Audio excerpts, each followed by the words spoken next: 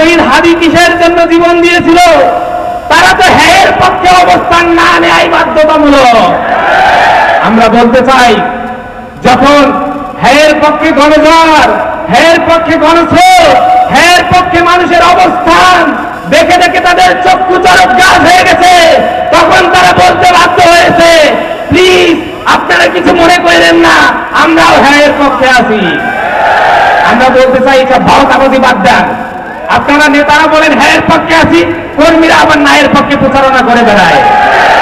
আপনাদের মানুষের, বাংলাদেশের মানুষের পাঁচ বুঝতে আপনারা সব সময় ভুল করে এসেছেন।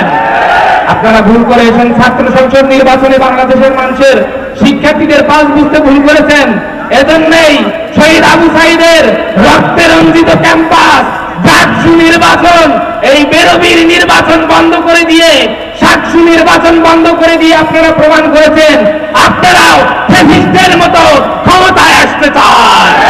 রংপুরের মানুষ দেখিয়ে দিবে হ্যায়ের পক্ষে কিভাবে তাদের কণ্ঠস্বর আবু সাঈদের মতো উঁচু করতে হয়। আমরা বলি, মুসলিম আমি, সংগ্রামী আমি, আমি চির রণবীর,